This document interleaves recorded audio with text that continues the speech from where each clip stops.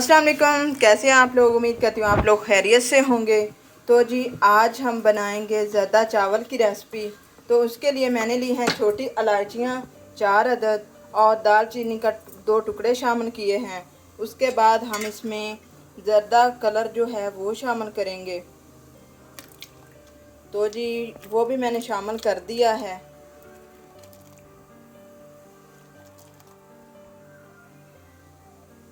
ये देखें जी, पानी जो है वो बॉयल हो चुका है। अब हम इसमें चावल शामिल करेंगे जो कि मैंने आधा घंटा भिगो के रखे थे। ये पक्की बासमती का हम ज़र्दा बना रहे हैं।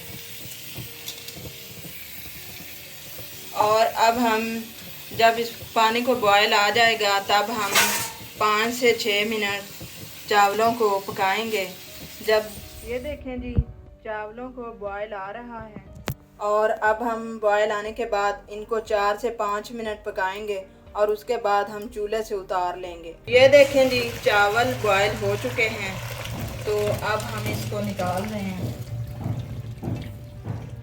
ये हमने निकाल दिए हैं। अब मैं रेसिपी बनाना शुरू करूँगी। जी मैंने 200 ग्राम घी लिया है और वो मैंने शामिल कर दिया है।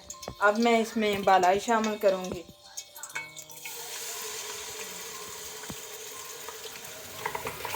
पहले हमने बलाई और घी शामिल किया। अब मैं इसमें चीनी शामिल करूँगी जो कि 700 ग्राम राइस है और चीनी जो है वो 500 ग्राम है। अब मैं राइस शामिल करूँगी और इनको मिक्स करूँगी। अगर आप ज़्यादा मीठा लेना पसंद करते हैं तो आप 600 ग्राम भी ऐड कर सकते हैं। तो ये देखें जी, मैं मिक्स कर रही हूँ। शब-ए बारात स्पेशल रेसिपी आपके लिए मैं बना रही हूँ। क्योंकि आज शब-ए बारात है तो 3 रेसिपीज़ मेरे माइंड में थी, हलवा और सेवइयाँ और ज़र्दा चावल। तो मैंने ज़र्दा चावल आज बनाए हैं। ये आपके लिए स्पेशल रेसिपी शब-ए बारात की।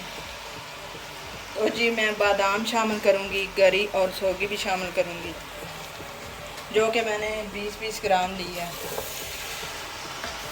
आपने ज़्यादा चम्मच नहीं हिलाना, आहिस्ता से चम्मच हिलाना है ताकि राइस जो है वो ख़राब ना हो और टूटे ना।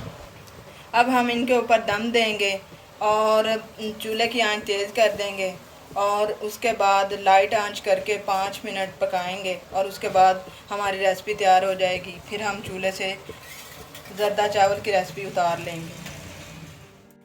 ये शब-ए बारात स्पेशल रेसिपी आप लोगों के लिए रेडी है।